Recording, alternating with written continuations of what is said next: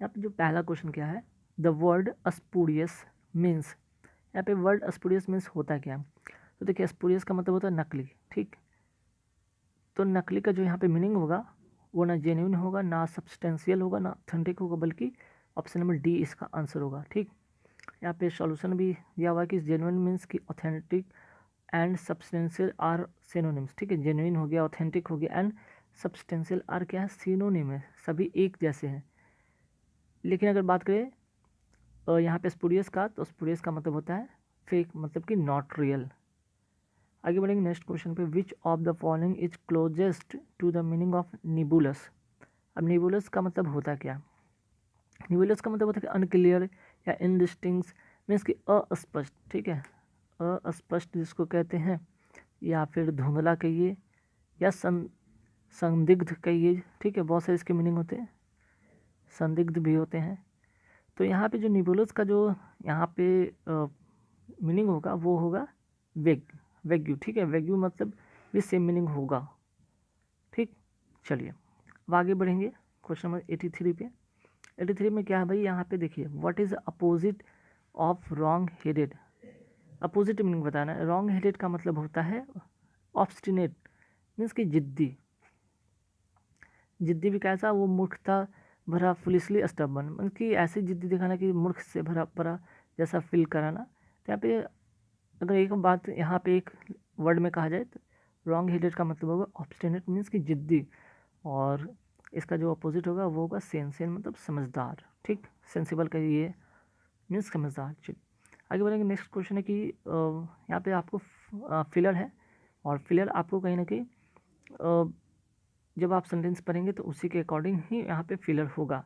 अब यहाँ पे देखिए चारों वर्ड में एक, अगर आपकी स्पेलिंग अच्छी हो तो यहाँ से आप बिना देखे 1 मार्क्स, बिना क्वेश्चन को पढ़े भी 1 मार्क्स ला सकते हैं, क्योंकि यहाँ पे बुके की बात की गई है, ठीक है। तो बुके का स्पेलिंग यहाँ पे देख लीजिए ABC में कोई नहीं होता, बल्कि इसका जो होता है डी होता है, इसका आंसर बुके का सही स्पेलिंग होता है ये डी वाला ऑप्शन।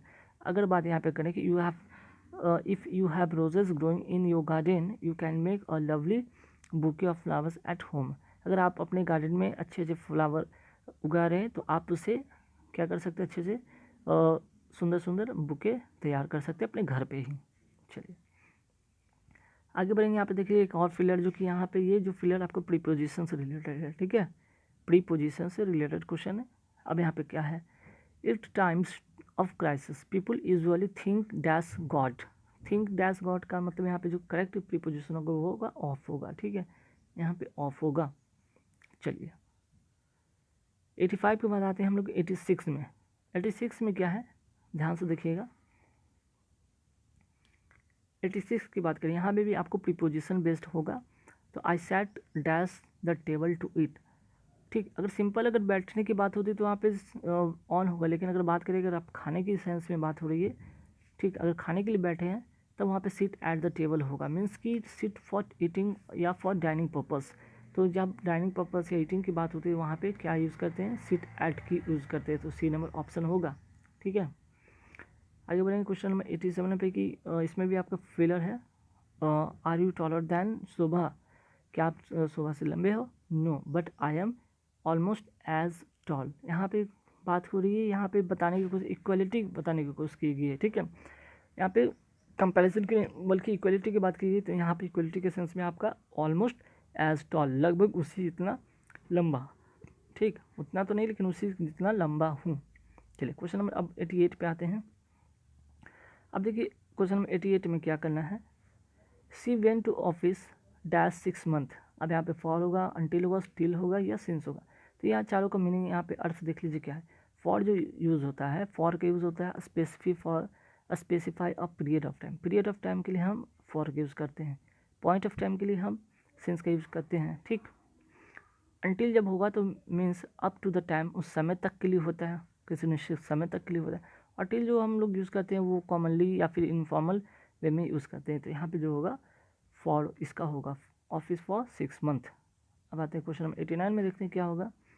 अब देखिए यहाँ पे फ्रेजल वर्ब से रिलेटेड यहाँ पे क्वेश्चन है। अगर आपकी फ्रेजल वर्ब अच्छी है तो वहाँ से आप आराम से मार्क्स उठा सकते हैं। देखिए Salu got injured as she was dash by a car. अब यहाँ पे क्या होगा, अब अगर जब तक आपको फ्रेजल वर्ब नहीं पता है तो आप इसको भर ही नहीं सकते। देखिए नॉक डाउन का मतलब होता है हिट बाई कार और फॉल टू द ग्राउंड। अगर आप किसी चीज़ से टकराते हैं तो वहाँ पे नॉक डाउन की बात होती है, ठीक। तो यहाँ पे नॉक डाउन का मतलब होगा Salu got injured, she was knock down by a car, means कि किसी वाहन से अगर उसे टक्कर लग जाए, इंजर्ड हो जाए, तब वहाँ पे नॉकडाउन का यूज़ करते हैं। अगर बात करें पुश डाउन, तो यहाँ पुश डाउन का मतलब होता है फोर्स, मतलब कि किसी चीज़ पर फोर्स करना डाउनवर्ड। और पुल डाउन का बात यहाँ तो होती है कि मीन्स कि bring to a lower level, means कि उसके लोअर लेवल पे तक ले जाना, उसको पुल डाउन करके वहाँ पे। तो यहाँ पे कुछ ऐसा नहीं होगा, बल्कि यहाँ पे नॉक डाउन होगा, ठीक है। नॉक डाउन मीन्स कि अगर दरवाजे पे किसी को खटखटा देने की बात होती है, अंदर से आवाज़ दे रहे हैं और उसको गेट खोलने की बात होती है, नॉक आउट ऐड का यूज़ करते हैं। लेकिन यहाँ पे नॉक डाउन का मतलब होता है कि हिट के सेंस में होगा, ठीक। अब आते हैं 89 के बाद क्वेश्चन नंबर 90 पे। तो देखिए यहाँ पे क्वेश्चन नंबर 90 में क्या है, क्वेश्चन नंबर 90 में यहाँ पे स्पेलिंग चेक कराना है आपको, ठीक है। क्वेश्चन इस तरह से आएगा कि आपका स्पेलिंग चेक करने का क्वेश्चन भी आ सकता है। अब यहाँ पे आपके पास 4 ऑप्शन होंगे। अब 4 ऑप्शन में से कौन सा करेक्ट स्पेलिंग है वो आपको ध्यान देते हो। जो इसका करेक्ट स्पेलिंग है वो होगा एजम्पशन, ASSUMPTION, ठीक। आगे बढ़ेंगे 91 की बात करें। यहाँ पे देखिए, अब यहाँ पे एक group of gods is known as, ठीक है। जैसे झुंड होता है, ए बंच ऑफ की, इसी तरह का अगर आपको कह सकते हैं कि नॉन अगर आपने पढ़ा है वहाँ पे, ठीक है। तो नॉन में आपका 5 होता है, जिसमें कि आपका कॉमन होता है, मटेरियल होता है, कलेक्टिव होता है। तो वहाँ कलेक्टिव नाउन से रिलेटेड भी आपके सवाल आते हैं, ठीक है। तो कलेक्टिव नाउन में यहाँ पे देख लीजिए, यहाँ पे कलेक्टिव नाउन का ही यूज़ किया गया। और group of goods is known as, क्या कहते हैं उसे, हर्ड कहते हैं, HERD, हर्ड, ठीक है। हियर्ड या होड या हार्ड नहीं, ठीक है, क्योंकि सबका मीनिंग अलग हो जाता है। हार्ड मतलब यहाँ पे देख रहे थे डिफिकल्ट होता है, होड मतलब होता है एक्यूमुलेट और स्टोर अवे करना, ठीक है। और यहाँ पे अगर बात करें हर्ड का, हर्ड मीन्स होता है इन्फॉर्म करना, ठीक, या सुनने के सेंस में होता है। अब आते हैं 91 के बाद आते हैं 92।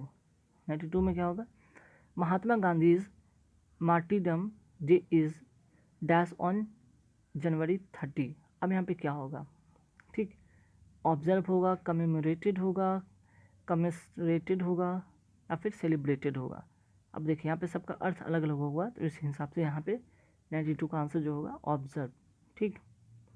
क्यों, कमिसरेट का मीन्स होता है कि सिंपथाइज करना, ठीक है। और कमेमोरेट का मतलब होता है remember officially I give respect to a great person, ठीक, और event specially by a public ceremony, ठीक। तो यहाँ पे इस सेंस में होता है। और ऑब्जर्व का मीन्स का मतलब होता है कि नोटिस, ठीक, या perceive something as it is significant. तो यहाँ पे ऑब्जर्व की बात होती है, हर साल की बात होती है ना, एक साल की बात है, हर साल वो चीज़ मनाया जाएगा और उसी तारीख को, तो यहाँ पे ऑब्जर्व होगा इसका, ठीक। अगर 93 की बात करें, 93 में क्या होगा, अब यहाँ पे आपको खुद सेंस लगाना होगा कि she can speak both English and her mother tongue, क्या होगा, फ्लुएंटली होगा, ठीक है, धारा प्रवाह ईजिली। तो यहाँ पे ना फ्लूडली होगा, ना फर्वेंटली होगा, ना फ्रिक्वेंटली होगा। फ्रिक्वेंटली या ऐसा कोई मीनिंग है, तो फ्लुएंटली मतलब बिना रुके बिना अटके, ठीक। अब आते हैं 94 में क्या होगा। अब यहाँ पे देख लीजिए, यहाँ पे भी एक आपका फिलर है जिसमें आपको बताना है 4 यहाँ पे ऑप्शन है। अब कौन से परफेक्ट यहाँ पे फिलर होगा, a good teacher dash students to achieve good result. अब गुड टीचर क्या करेंगे भाई, एमुलेट्स करेंगे, मोबिलाइजेस करेंगे, या फिर इम्प्रोवाइजेस करेंगे, या मोटिवेट्स करेंगे। तो टीचर हमेशा क्या करते हैं, मोटिवेट करते हैं स्टूडेंट को, ताकि वो अपने अचीव कर सके अपने रिजल्ट को, ठीक है। आगे बढ़ेंगे 94 के बाद आते हैं 95 में। 95 में क्या होगा, the fire works display was so bright that it dash the entire sky. अब फायर वर्क्स की बात होती है, तो फायर वर्क्स होते हैं जो कि पटाखे होते हैं, वो डिस्प्ले करते हैं, इतना डिस्प्ले करते हैं ताकि जो पूरा आकाश क्या हो, डेकोरेट। आकाश में भला डेकोरेट कौन करेगा जाकर, पॉल्यूटेड तो करेगा नहीं, ठीक है। बात होती यहाँ पे पॉजिटिव सेंस में हो रही है, ना कलर्ड किया जाएगा, बल्कि एल्यूमिनेटेड होगा, ठीक। एल्यूमिनेटेड यहाँ पे इसका जो होगा मीन्स कि इसका मतलब होता है लाइट अप कर देना, और जब it eliminated the entire sky, पूरे आकाश को चकाचौंध रोशनी से भर देना, ठीक। चलिए अब आते हैं 95 के बाद 96 में क्या होगा, the dash person kept asking question about everything. तो 96 का यहाँ पे ऑप्शन देख लीजिए क्या है, यहाँ पे 96 का ऑप्शन यहाँ पे देख सकते हैं, इम्परसेप्टिबल होगा, इनक्विजिटिव होगा, या इम्प्रूडेंट होगा या इनक्यूजिशन होगा, बल्कि इसका आंसर होगा बी नंबर ऑप्शन होगा इंक्यूजिटिव। इंक्यूजिटिव का मतलब होता है कि उत्सुकता, क्यूरियसिटी दिखाना। द यहाँ पे जो होगा in the inquisitive person are kept asking question about everything. जो क्यूरियस पर्सन होते हैं क्या करते हैं, हर सवाल मीन्स कि हर चीज़ का सवाल वो पूछते हैं। ठीक है, चलिए बात है 97 में। 97 में क्या होगा देखते हैं। 97 में कि the teacher did not believe the students excuse that the dog ate his homework, she accused the student of, यहाँ पर आंसर होगा फैब्रिकेशन। फैब्रिकेशन में तो कोई बहाना बनाना का सेंस में होता है, एक ऐसी झूठी कहानी बनाना। अक्सर बच्चे लोग क्या होते हैं कि स्टूडेंट जो होते हैं छोटे बच्चे खासकर, वो टीचर के सामने हमेशा एक ऐसे एक्सक्यूज बनाते हैं। ठीक है, यहाँ पे बी इसका परफेक्ट आंसर होगा।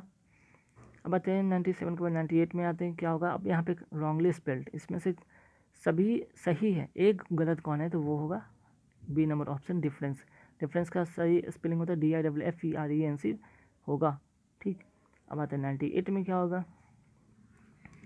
97 तो हो गया, अच्छा 98 हो गया, अब 99 की बारी है। 99 में भी आपका फिलर है, you must try to be dash the appointment, you must try to be dash for the appointment. यहाँ पे क्या होगा, you must try to be on time. हमें हमेशा ऑन टाइम करने का मतलब एक फ्रेज़ है, मीन्स कि आप समय पे, वो निश्चित समय पर जो निर्धारित की गई उस पर ऑन टाइम।